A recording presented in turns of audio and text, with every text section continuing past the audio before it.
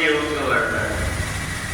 श्रोत्रम चक्षुः स्पर्शनं च रसनं घ्राणमेव च अधिष्ठाय मनश्चायं विषयानुसेवते। भगवान ने अर्जुन को मनुष्य की अलग अलग श्रेणी बताया। कुछ व्यक्ति ऐसे होते हैं जो अधम प्रकृति के होते हैं और कुछ व्यक्ति ऐसे होते हैं जो उत्तम प्रवृत्ति के होते हैं। तो उसमें पुरुषों में जो अधम होता है उसको अधम कहते हैं और जो उत्तम होता है उसको पुरुषोत्तम कहते हैं। परंतु ये बनता कैसे है आदमी? वो जो बनता ऐसे है, ये जो इंद्रियां हैं, कान, आंख, शरीर, जीव और नाक, ये जो 5 इंद्रियां हैं, ये 5 इंद्रियां व्यक्ति को नीचे गिराती है और ये ऊपर उठाती है। तो इसलिए जो व्यक्ति इनकी तरफ सावधानी से ध्यान देता है, एक रथ में अगर एक घोड़ा जुटा हो, उसकी लगाम अपने हाथ में ना हो तो घोड़ा अपने आप अपने मन से भागता जिधर उसको जाना है। तो ये शरीर में तो 10 घोड़े बने हुए, 5 कर्म के और 5 ज्ञान की इंद्रियां, ये अपने अपने को, मन को और बुद्धि को खींचते रहती हैं। तो इसलिए इन पर अंकुश लगाने के लिए हमें क्या उपाय करें? बोले परमात्मा की शरणागति। कोई भी व्यक्ति अपने पुरुषार्थ से ये नहीं कह सकता कि मैंने ये जीत लिया, और जिसने ये कहा उसका अहंकार गिरा है। चाहे जितना व्यक्ति ने शक्ति प्राप्त कर लिया हो, परंतु अगर उसकी शक्ति परमात्मा से विपरीत है तो उसको एक न एक दिन गिरना पड़ता है। और इसलिए बड़े समझदारी से जो मनुष्य होता है अपने कान को देखता है, ये कान कहाँ जा रहे हैं।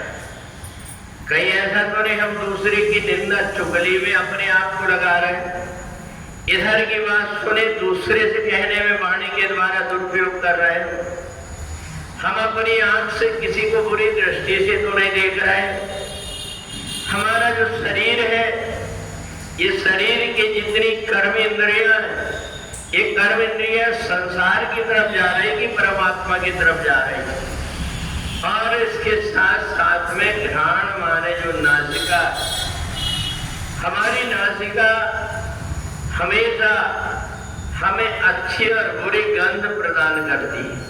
तो हमें ये ध्यान रखना पड़ता है कि जो इंद्रियां, इन इंद्रियों को हम कैसे करें। तो कान को हम परमात्मा की कथा सुनने में लगा देते हैं।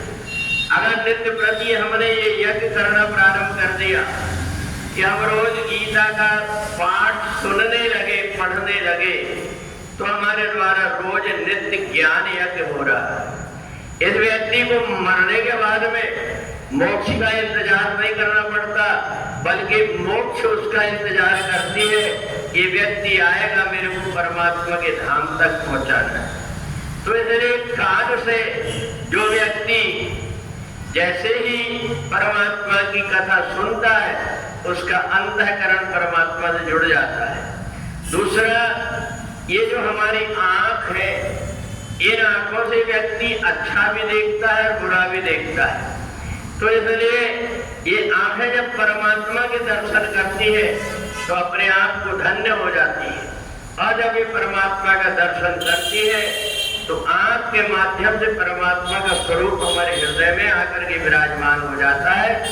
इसलिए हम भगवान के साकार रूप की पूजा करते हैं। निराकार परमात्मा को हम एकाग्र बुद्धि से हृदय में नहीं बिठा पाते, इसलिए साकार परमात्मा को देख करके और अपने हृदय के अंदर उनको बिठा लेते हैं। तीसरा, जो हमारी स्पर्श है, शरीर है हमारा, इन शरीर के हाथ और पैर, इनको हम परमात्मा की तरफ लगा दें। करई राम पद पूजा। बहुत से व्यक्ति सुबह उठ करके बढ़िया गोपाल जी की मूर्ति को हाथ लगा करके भगवान शिव जी की पूजन करके 33 कोटि देवी देवता की एक साथ पूजन कर लेते हैं और अपने हाथ को पवित्र कर लेते हैं। उनका हाथ जिनको भी आशीर्वाद देने के लिए उठता है, जिनके सिर के ऊपर फेरा जाता है, उसके अंदर ब्रह्म की अनुभूति होने लगती है। ये हमारी जो जीव है, ये जीव जब सांसारिक रस की तरफ भागते रहती है तो फिर केवल पेट भरता है, परंतु यही वाणी जब परमात्मा का नाम का जाप करती है तो ये हमारे पूरे शरीर को रोमांचित करा देती है।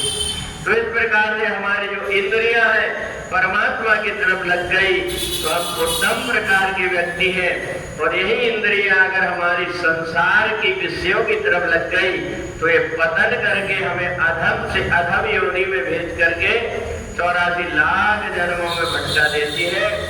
इसलिए सर्वस्व चाह मृदसन्निविष्टो मत्ता स्मृतिर्ज्ञान मपोहनम चा, कुछ भी प्रकार करके जो आत्मा में रमण करने लगता है, परमात्मा से नाता जोड़ देता है, वो आवागमन से मुक्त हो जाता है।